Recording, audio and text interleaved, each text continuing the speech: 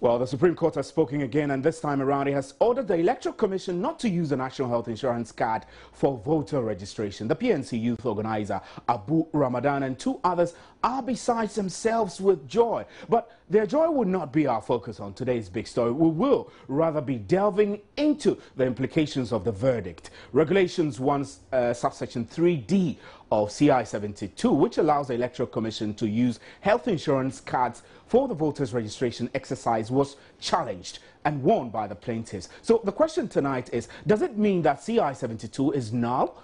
We will be picking up on legal brains to digest the issue. How is the Electoral Commission taking the defeat? Are there any other implications? This is today's big story with me, Stephen Nt.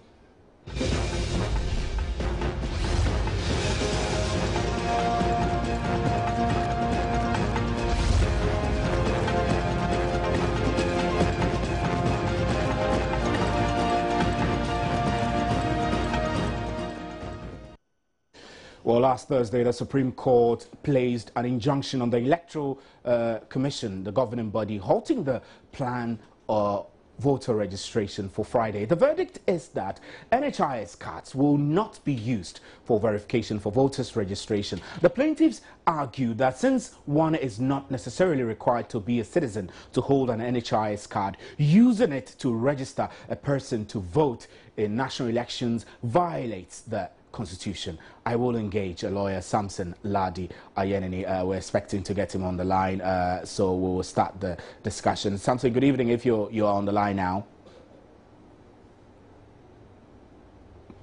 Well, we don't have Samson Ladi Ayenini, so if you've just joined us, today's big story will be tossing the issue of the Supreme Court ruling, which now effectively bars the Electoral Commission from using a national health insurance card as a basis to verify identity during voter registration. You will recall that Abu Ramadan and two others filed an injunction at the Supreme Court seeking to stop the EC from going ahead with the use of the national health insurance card. And the EC has told us in principle that it will accept the ruling of the Supreme Court. It really doesn't give them a choice, really, because the Supreme Court is the Supreme Court of the land, and we're waiting to get onto the telephone line to speak to Samson Ladi Ayenini, who is a lawyer, to give us a perspective of this. Samson has been following this development extensively, and then later on in the show we'll also get Abu Ramadan, who is one of the plaintiffs,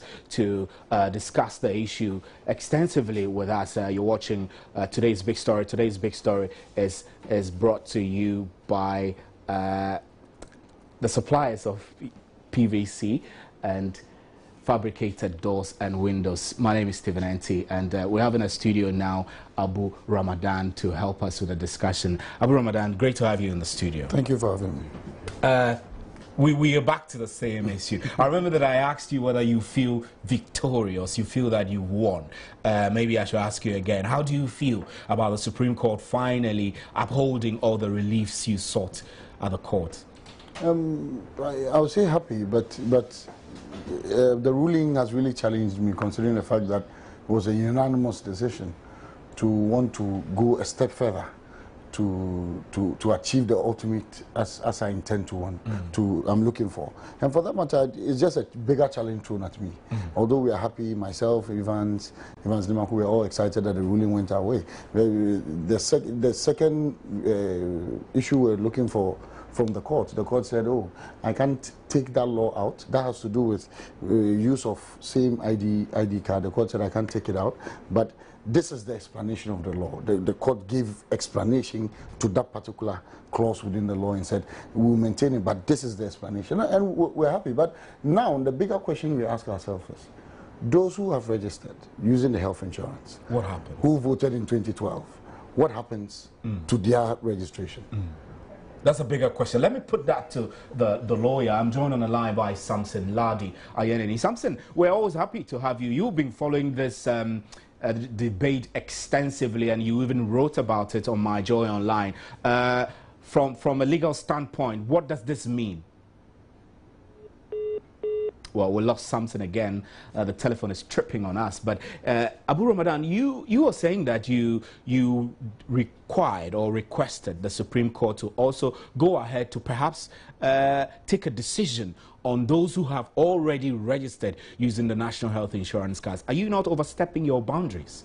Certainly not. But the court was clear that, listen, we can't grant that relief because it would amount to violation of the rights of what's it called, citizens, or the right to being given a hearing, because the court should listen to each and everyone who we so wish to want their name struck out of the register by virtue of the use of health insurance. So we are saying that's okay. So we withdrew the case.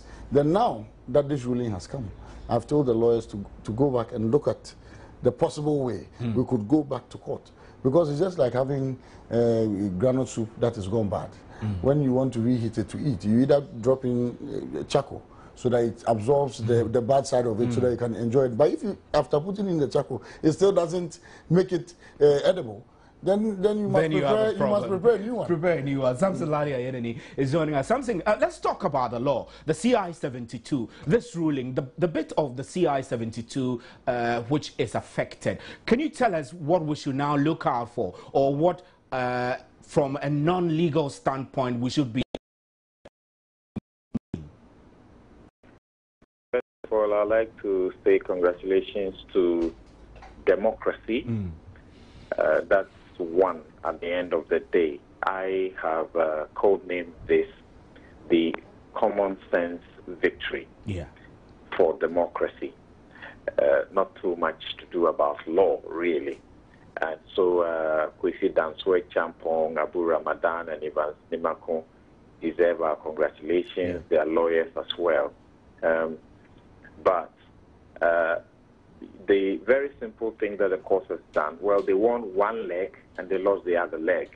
But whatever it is, the most important thing they were seeking for is for the court to strike down regulation 1(3)(d) of regulation 1 of sub-regulation 3(d) of the CI 72, the part that includes the NHIS ID card. So now those who are going through the process of voter registration are limited only to the use of passports, driver's license, National Identification Authority cards, or they would require to have two elderly people to accompany them to the registration center and to help to identify them, or what the law says, to authenticate or testify to their citizenship before they can go through. Now, that presents us with one challenge. Even before we talk about that challenge, what the court has done is what you would normally call judge-made law. This is judicial law-making. So the Supreme Court has amended the CI 72, specifically Regulation 1, Sub-Regulation 3(d) of that particular regulation.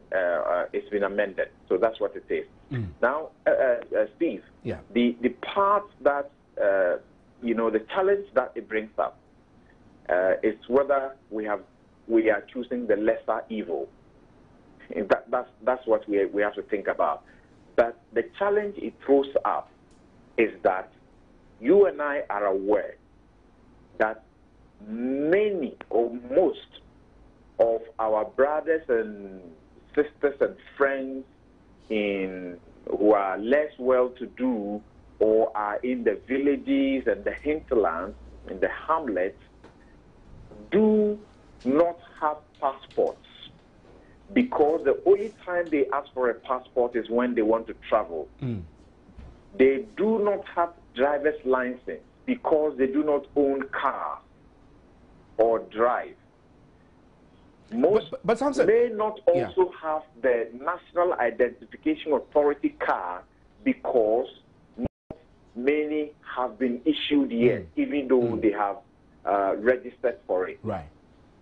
The option that is left to them, most of them would have had the ID, National Insurance ID, because they need health care, which is free anyway through this process.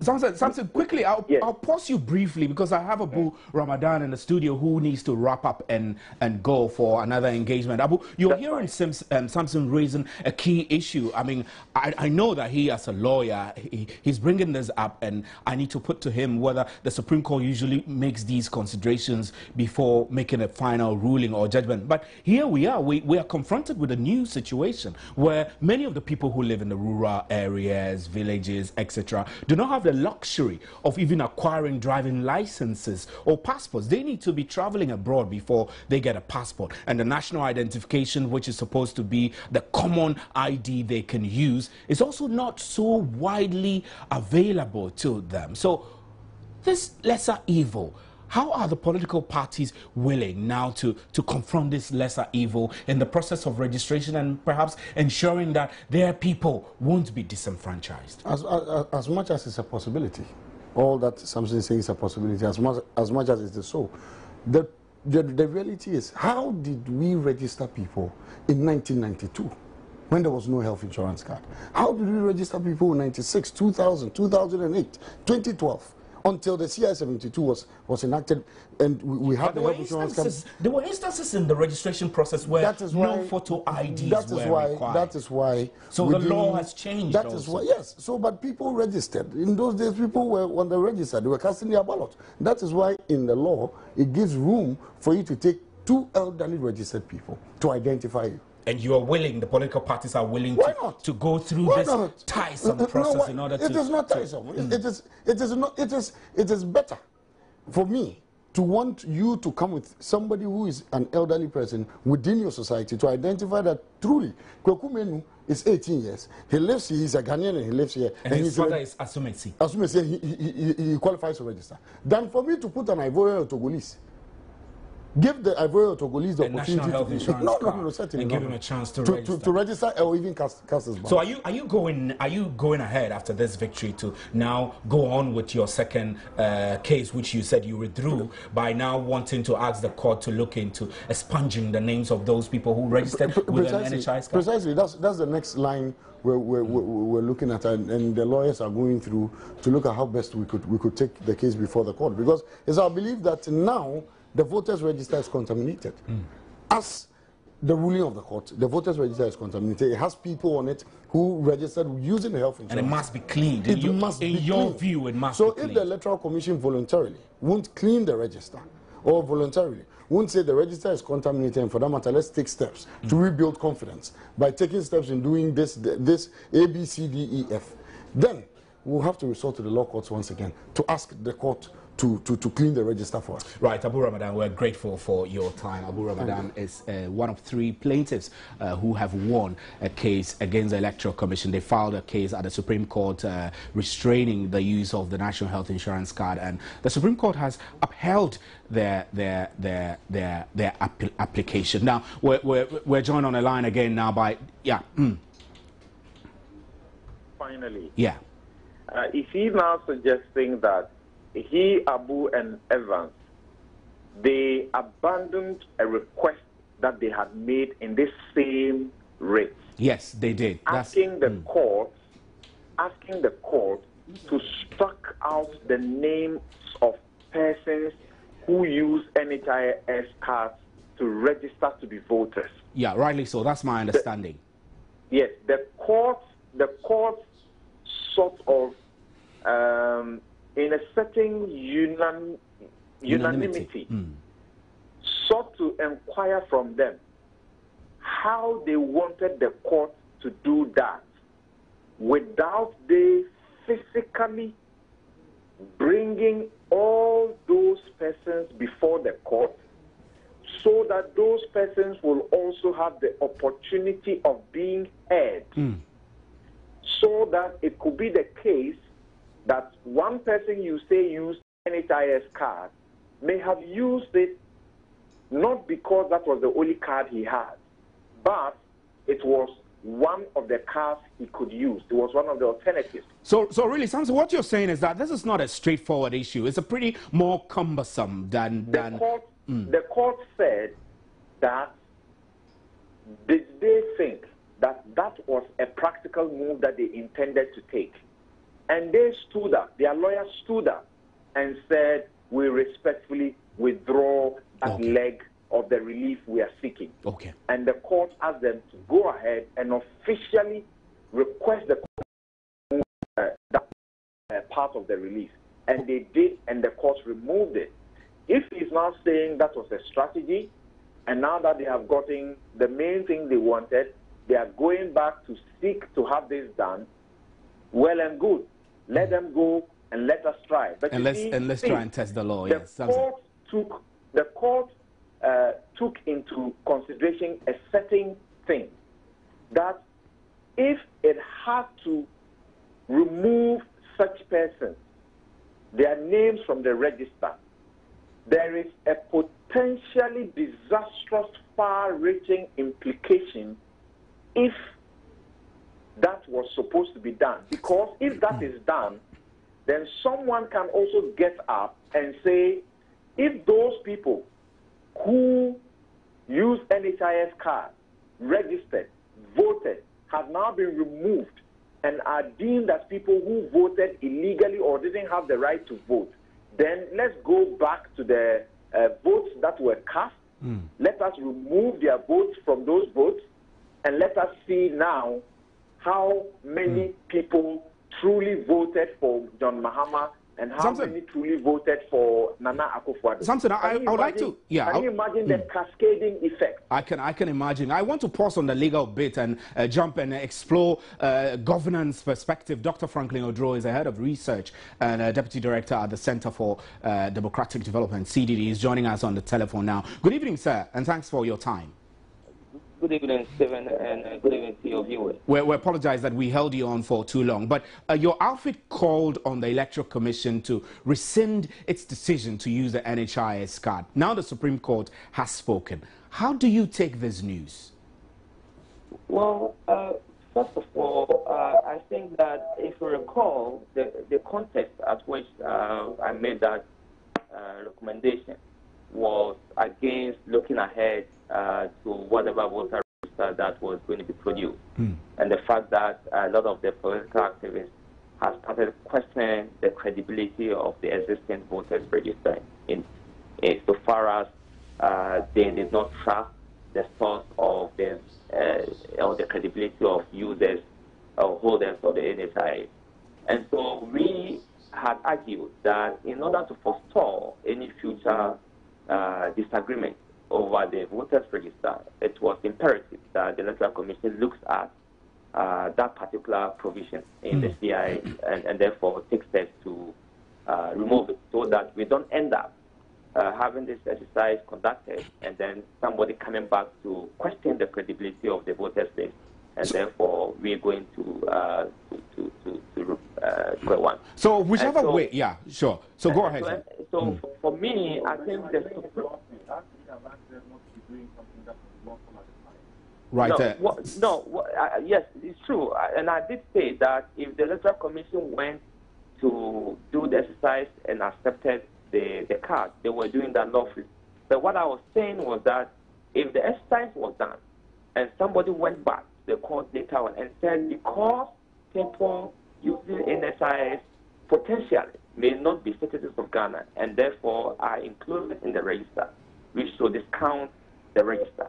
What it means, and indeed what is going to happen, is essentially the analysis that something you were doing in terms of if Abu Ramadan and his team go back to question or ask for the removal of those who had registered using the NHIS, it has other consequences.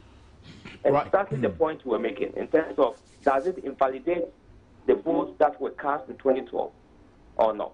And that is what we were seeking. I was seeking to sort of prevent going to 2014 local government elections and also going to 2016 local government elections. Right, yeah. People are beginning to question the NHIS card, yeah. Right, gentlemen, I'm afraid we're running out of quickly wrap up with you something briefly in a minute. I need you to say to us what you think the way forward is going to be with the Electoral Commission going ahead with the ongoing registration without the NHIS card, and what it's going to mean really for the application of the CI 72.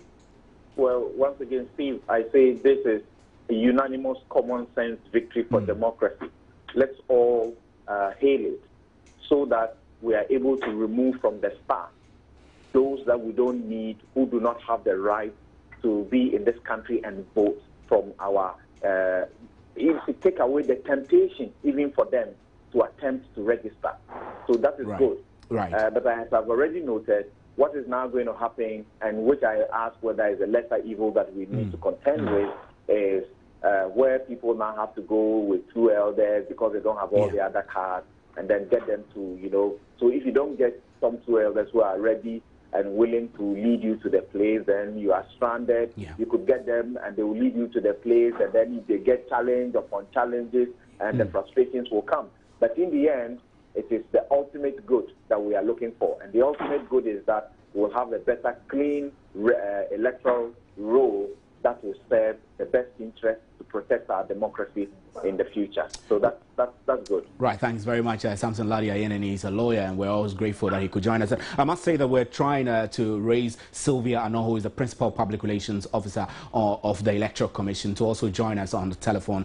Before we get her, we still have Dr. Franklin Odro on the line. So, Dr. Odro, what we now see is the lesser evil that Samson Ladi Ayeneni raised.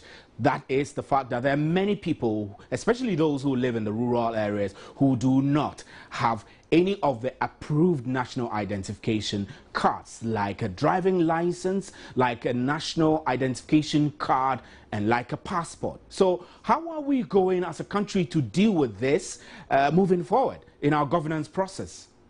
Well, I think it's going to be a challenge. I can foresee that. But at the same time, such contestations, such debate also, provide a space as a country to find appropriate solutions and responses to the issue of identification.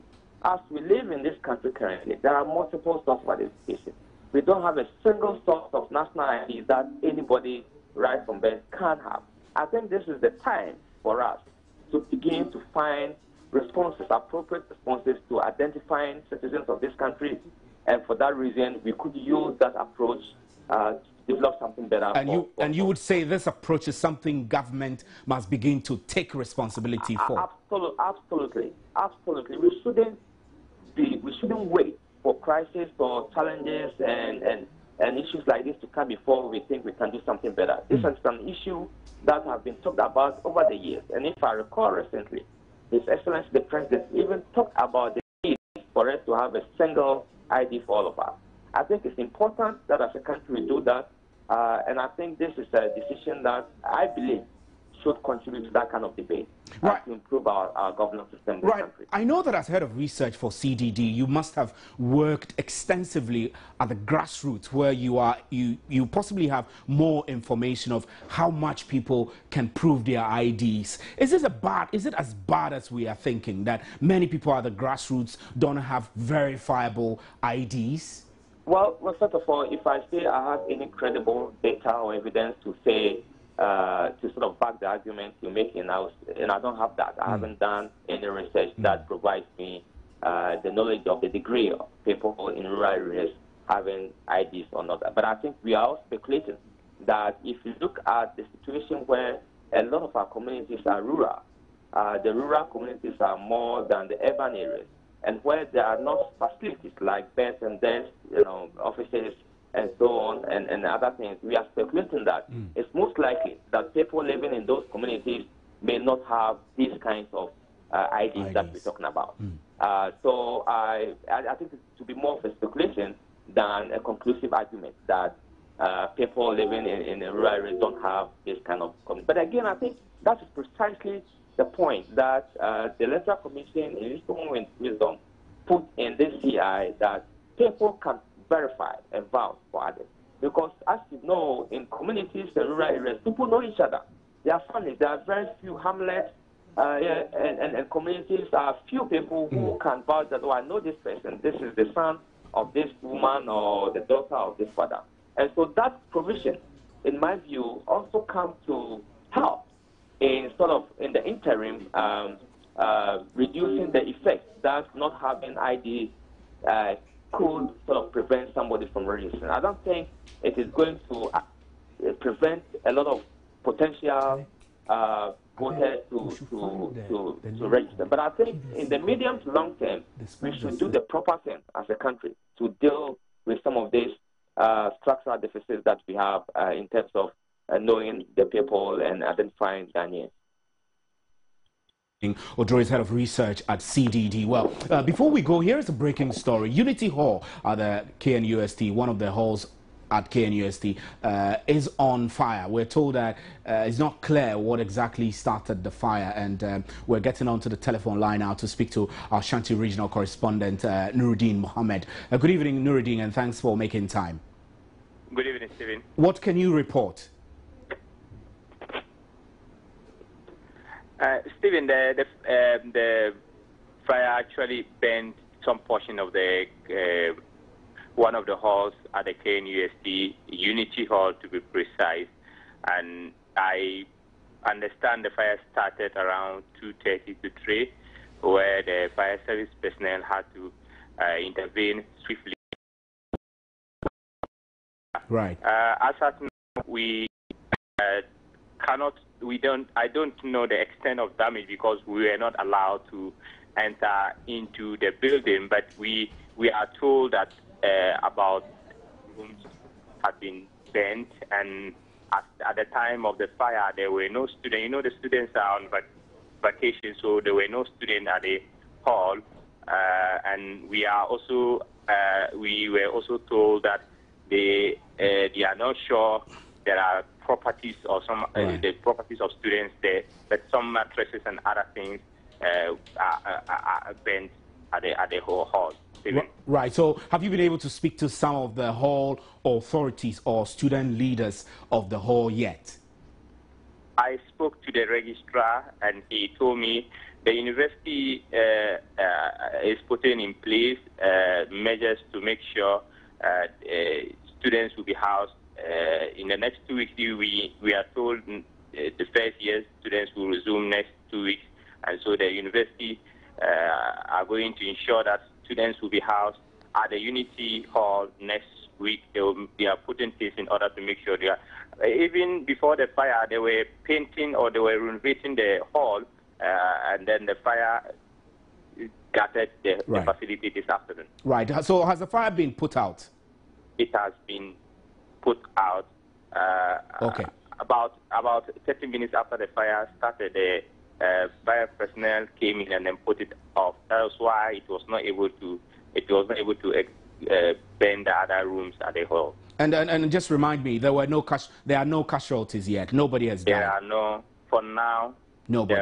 We haven't heard any casualties now. All right, Nuruddin Mohammed, we're very grateful, Ashanti regional correspondent, for bringing us up to speed with the latest development at Unity Hall, one of the halls at the KNUST, which we're told caught fire, and the fire has been put out. There's no casualties. There's been a couple of damages, but university authorities say they will make sure that when students return from their semester break, the hall will be available to house those who live in that portion. My name is Stephen Enti. That's where we bring the curtains down for today's big story. We were unable to raise onto the telephone line Sylvia, Principal Public Relations Officer of the Electoral Commission. She agreed to speak to us, but we didn't get her. So Maranturi will join us when we return from the break, and she will serve us the interactive segment. Stay with us.